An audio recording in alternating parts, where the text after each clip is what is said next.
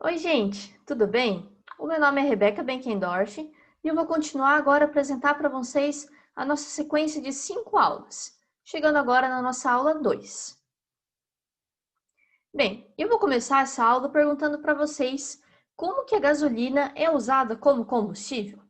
Bem, a gente viu na nossa aula anterior sobre petróleo, sobre como que ele é feito, qual a sua origem, e que do petróleo são gerados alguns produtos, entre eles está a gasolina.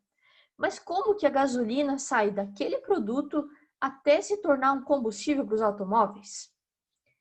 Bem, para entender isso, eu queria mostrar para vocês como que funciona um motor. Para isso, eu coloquei essa imagem aqui, que ele vai ficar se movimentando, esse GIF, enquanto eu vou falando, e ele vai mostrar aqui 4 etapas, porque esse aqui é chamado de um motor de 4 tempos. E enquanto ele vai rodando aqui, eu vou explicar para vocês o que significa cada uma dessas etapas.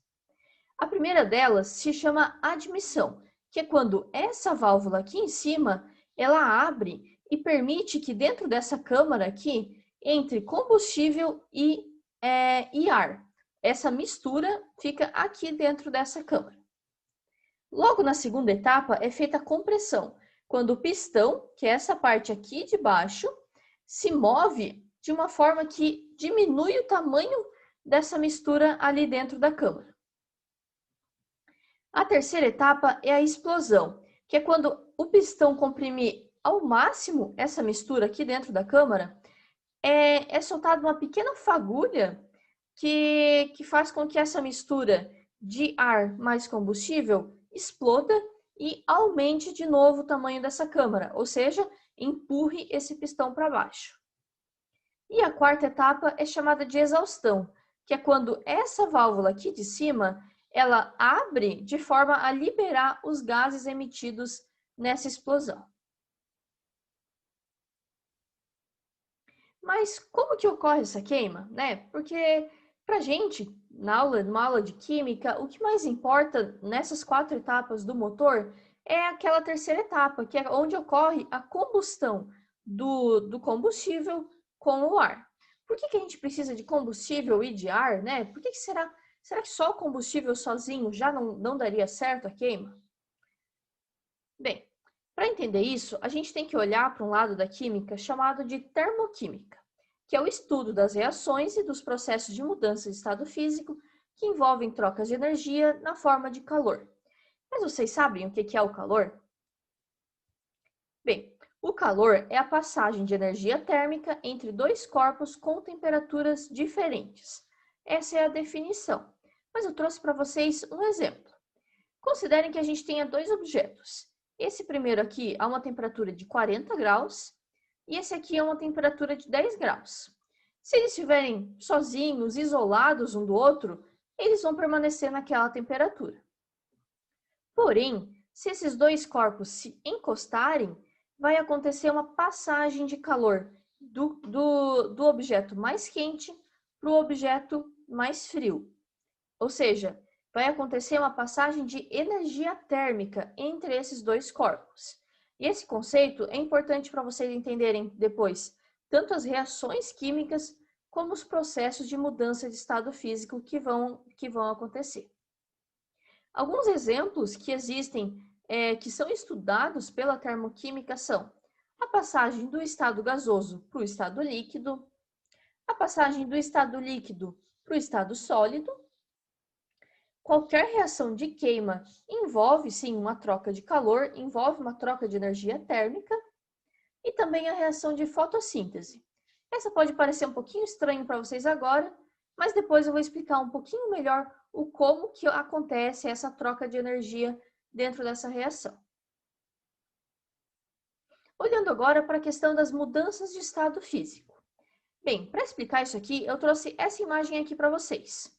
Nessa imagem, a gente tem um copo de água e dentro dela tem água no estado líquido, tem água no estado sólido, né? Essas bolinhas aqui mais para o final pro fundo do copo. E também tem a água no estado gasoso, que é esse vapor em volta do copo. Se a gente conseguisse aproximar e olhar bem próximo desse gelo aqui, a nível de organização das moléculas mesmo, nós veríamos algo parecido com isso daqui. Esse estado aqui acontece em temperaturas até 0 graus Celsius, ou seja, abaixo disso. E as moléculas, nesse momento aqui, elas têm pouco movimento, ou seja, elas não estão completamente paradas. Elas têm sim um movimento, mas ele é muito pequeno. Elas estão organizadas, como a gente vê aqui, elas seguem uma determinada sequência. Elas estão muito próximas umas das outras e elas possuem interações intermoleculares fortes. Lembrando, intermoleculares significa entre as moléculas. Ou seja, como essas interações são muito fortes, elas tendem a ficar muito próximas e com pouco movimento entre elas. Agora, olhando para o estado líquido, que seria esse aqui do meio do copo. As moléculas, se a gente conseguisse enxergar, elas estariam em um movimento semelhante a esse aqui da imagem que eu coloquei. Esse estado aqui acontece entre 0 e 100 graus Celsius, e as moléculas, nesse momento, elas possuem já um pouco mais de movimento, elas estão um pouco organizadas, né, mais ou menos, elas estão mais afastadas uma das outras e com interações intermoleculares intermediárias, ou seja, elas são um pouco mais fracas do que no estado sólido, como eu mostrei antes, tanto que agora elas já conseguem ficar um pouquinho mais longe, conseguem se movimentar um pouquinho mais. E olhando agora para o estado gasoso, se a gente conseguisse ver, as moléculas estariam mais ou menos assim. Esse estado aqui acontece acima de 100 graus Celsius e nele as moléculas estão com muito movimento, muito afastadas, sem organização alguma e com interações intermoleculares ou muito fracas ou até inexistentes. Como elas estão muito rápidas, muito longe, elas muitas vezes chegam a nem mesmo interagir entre elas.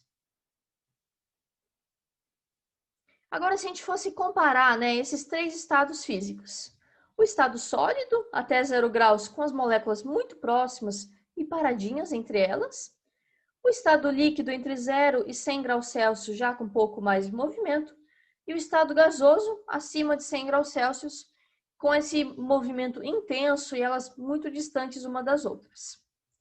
A gente consegue perceber que, saindo do estado sólido até o estado gasoso, acontece um aumento na temperatura desse sistema aqui. Ou seja, isso significa que é necessário inserir energia térmica para afastar as moléculas. Traduzindo, né? Aqui as moléculas muito próximas, para elas irem para o estado gasoso, a gente precisa colocar energia. Essa energia é na forma de calor. Um exemplo muito fácil que vocês podem até fazer em casa para ver isso daqui. Coloquem dentro de uma panela alguns cubinhos de gelo. Naquele momento, o gelo vai estar no estado sólido. Conforme vocês vão aquecendo essa panela, vocês colocarem ela no fogo, ela vai primeiro passar para o estado líquido. Quando chegar acima, né, de 0 graus, ela vai estar no estado líquido. Só que ela só vai chegar ao estado gasoso se você continuar aquecendo, ou seja, você continuar fornecendo energia térmica para essas moléculas.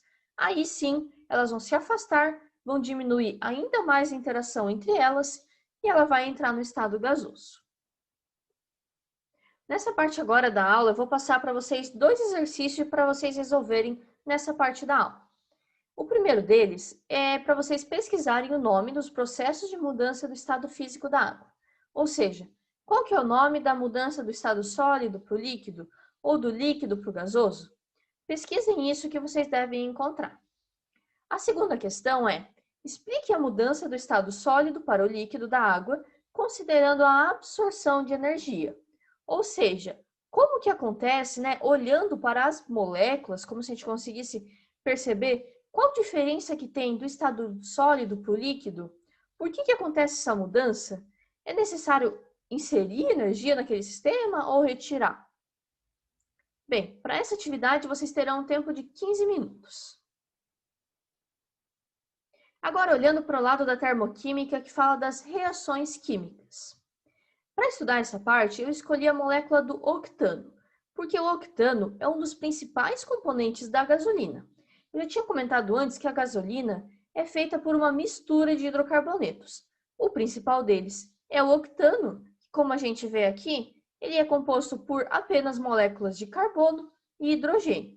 Cada uma dessas bolinhas pretas, como está aqui do lado na legenda, cada uma dessas bolinhas pretas representa um átomo de carbono, enquanto cada uma dessas bolinhas brancas representa um átomo de hidrogênio. Uma outra forma mais simples de ver essa molécula seria através da sua fórmula estrutural, que é essa daqui de baixo, que mostra explicitamente como que acontece a ligação entre cada átomo de carbono com átomos de hidrogênio.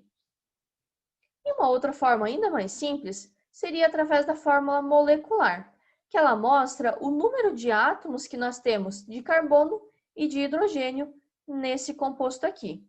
Lembrando, todas essas três representações são relacionadas à mesma molécula, que é o octano. Eu apenas coloquei elas porque elas são formas mais simples e que são essas aqui de baixo, as que a gente vai continuar trabalhando nos próximos slides. Bem, pensando agora naquela reação de queima que acontece lá na terceira etapa do motor de 4 tempos que eu mostrei para vocês no começo da aula. Bem, lá na primeira etapa do motor, acontece que a válvula libera a entrada de combustível e de ar dentro da câmara.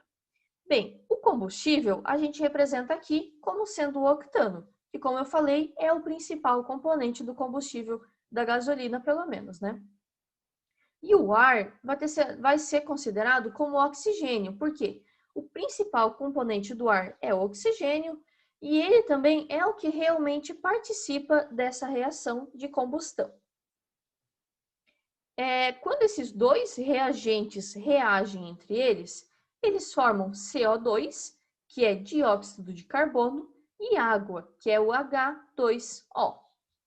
Essa reação aqui, ela ainda não está balanceada, ou seja, o número de átomos que eu tenho nos reagentes ainda é diferente dos átomos que eu tenho nos produtos.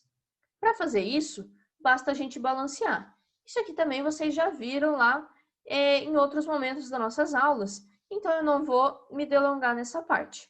Apenas, né, se vocês quiserem conferir, esse aqui é o balanceamento da reação. Aqui embaixo eu coloquei a fórmula estrutural de cada um desses compostos, porque eu gostaria que vocês visualizassem que, aqui nos reagentes, os átomos estão ligados de uma forma diferente do que estão ligados nos produtos. Como assim? Bem, aqui cada átomo de carbono está ligado apenas a átomos de hidrogênio, não é verdade? Ou seja, todo C está ligado a um H.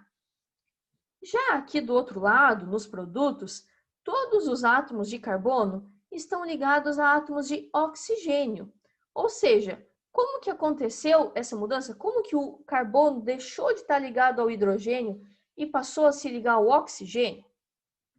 Bem, para isso acontecer, é necessário quebrar essas ligações, todas essas ligações entre os carbonos e entre carbono e hidrogênio, e também as ligações entre os dois oxigênios, né, do nosso O2, para depois formar novas ligações, tanto entre carbono e oxigênio, como entre oxigênio e hidrogênio. Essa primeira etapa de quebrar as ligações absorve energia, ou seja, é necessário a gente inserir energia nessa reação para que ela aconteça primeiramente. Depois que a reação acontece, que essas ligações são formadas, é liberado energia. Para vocês lembrarem disso aqui, para vocês verem como faz sentido, lá naquela terceira etapa do motor, eu comentei que é necessário uma pequena fagulha para que aconteça a explosão dessa mistura de ar mais combustível. Essa pequena fagulha é a energia necessária para dar início a essa reação, ou seja, para quebrar essas ligações do combustível e do gás oxigênio, que depois vai permitir essa reorganização dos átomos para formar as novas ligações dos produtos. Nessa reação em especial, a liberação de energia, ou seja, esse lado aqui, é maior do que a absorção de energia. Isso aqui faz muito sentido, não é verdade? Porque o combustível ele está sendo usado com um único propósito, que é de fornecer energia para o carro, fornecer energia para movimentar um motor que vai movimentar o carro. Então, não faria sentido ele absorver mais energia do que ele vai liberar, não é verdade? Dessa forma, essa aqui é chamada de uma reação exotérmica. É uma reação que libera energia. Um outro exemplo de reação química que envolve a termoquímica é essa daqui, em que o CO2, ou seja, o dióxido de carbono, reage com a água, formando C6H12O6, que é a molécula de glicose, mais O2. Essas daqui são as fórmulas estruturais, da mesma forma como na anterior, e também essa reação aqui não estava balanceada. Para balancear ela, nós precisamos colocar os 6 mols, né, na frente do CO2, mais 6 mols de água, que vão formar 1 mol de glicose, mais 6 mols de O2. Da mesma forma como na reação anterior, é necessário quebrar essas ligações nos produtos. Isso aqui só acontece na presença da luz do sol. Por quê? Essa reação aqui que eu estou mostrando para vocês é a reação de fotossíntese. Isso mesmo, aquela reação que acontece nas plantas. E não sei se vocês sabem, eu acredito que sim, mas as plantas elas precisam de luz do sol para sobreviver. Seja essa luz, né, talvez direta ou indireta, dependendo da variedade de planta, mas todas elas precisam de luz para sobreviver. Por quê? É através desse processo que elas conseguem converter o CO2 em gás oxigênio, que é uma reação importante tanto para a planta, porque fornece energia para ela, como também para nós seres humanos, porque essa reação aqui permite uma reciclagem do ar que nós respiramos, ou seja, nós seres humanos expelimos o dióxido de carbono, que é esse daqui, e absorvemos oxigênio. E a planta faz o contrário, ela absorve o CO2 e devolve O2 para nós. Essa energia do sol que as plantas necessitam é a energia necessária para quebrar essas moléculas do CO2 e da água nessa reação. Enquanto isso, do outro lado, vai ser formadas novas ligações aqui na molécula de glicose e na molécula de gás oxigênio. E essa formação aqui de novas ligações libera energia. Só que diferente da reação anterior que eu mostrei para vocês, nessa reação aqui, a absorção de energia, ou seja, esse lado aqui, é maior do que a liberação de energia. Sendo assim, essa aqui é dita como uma reação endotérmica. Os processos exotérmicos, em resumo, são aqueles que liberam energia. E como exemplos nós temos a reação de uma vela, a queima de uma vela, a passagem do estado gasoso para o estado líquido, ou qualquer reação de queima em geral, como a gente viu, a queima de um combustível. Já os processos endotérmicos são aqueles que absorvem energia. Entre os exemplos são a passagem do estado líquido para o gasoso, a passagem do estado sólido para o líquido ou a reação da fotossíntese, que foi essa que eu apresentei no último slide. Bem, uma forma de determinar se as reações são endotérmicas ou exotérmicas é através do chamado cálculo da entalpia. A entalpia é a quantidade de energia de uma reação e o que a gente realmente consegue calcular é a variação de entalpia, que tem esse símbolo de ΔH, que é igual a HP, ou seja, entalpia dos produtos, menos entalpia dos reagentes, que é o HR. E agora eu vou calcular com vocês a variação de entalpia da reação de combustão do octano, que foi essa reação que eu mostrei agora há pouco para vocês. Bem, para começar esse cálculo, primeiro, é necessário que a reação esteja balanceada. E isso, como vocês estão vendo, eu já fiz aqui. Se a reação não estiver balanceada, o resultado vai dar errado. Esses aqui são os valores de entalpia de formação para o octano, o dióxido de carbono e a água, que são 3 dos nossos componentes aqui. Porém, vocês devem ter observado que eu não forneci a entalpia de formação do O2, não é verdade? Só que tem um detalhe importante. A entalpia de formação padrão para substâncias no estado padrão é zero. E o O2 está no seu estado padrão. Então, ele não vai aparecer nunca aqui como um dado, ok? Se não apareceu, considerem zero.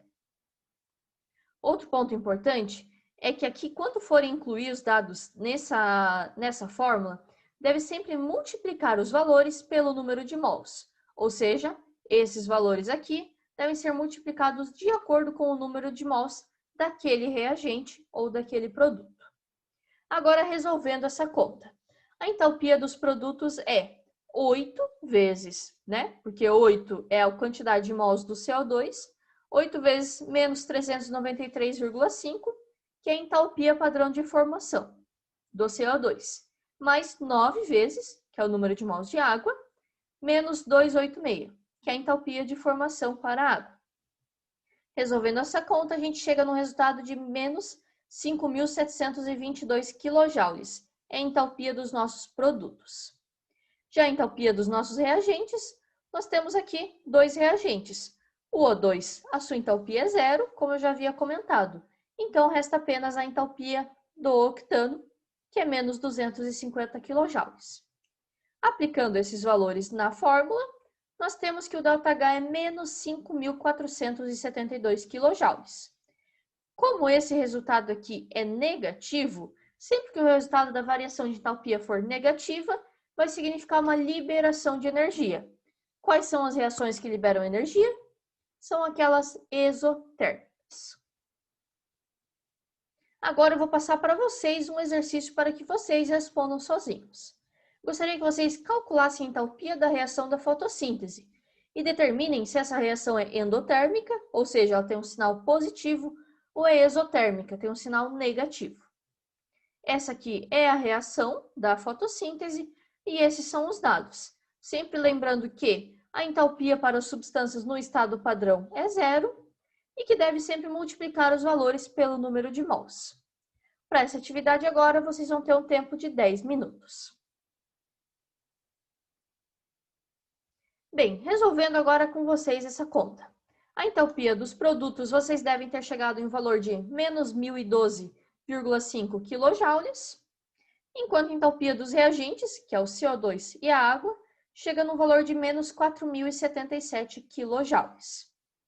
Colocando isso na nossa fórmula, chegamos em um valor de variação de entalpia de mais 3.064,5 kJ. Como esse valor aqui é positivo, é maior do que zero, significa que aconteceu uma absorção de energia, ou seja, essa é uma reação endotérmica. Tanto esse resultado aqui de ser uma reação endotérmica, como o anterior da queima do octano ser exotérmica, coincide com aquilo que eu havia falado para vocês em alguns slides atrás. Bem, lá no começo eu havia perguntado para vocês como que a gasolina é usada como combustível. E nós vimos nessa aula, primeiro, sobre o funcionamento de um motor. Depois nós estudamos um pouco sobre a queima desse combustível, dessa liberação de energia, através do estudo da termoquímica, que ela estuda tanto as mudanças do estado físico, através do exemplo da água que eu dei para vocês, e também de reações químicas, que elas podem envolver a liberação e a absorção de energia, ou seja, elas podem ser endotérmicas ou exotérmicas. Essa foi a nossa aula de hoje, pessoal, nossa aula 2, e eu espero que vocês tenham gostado.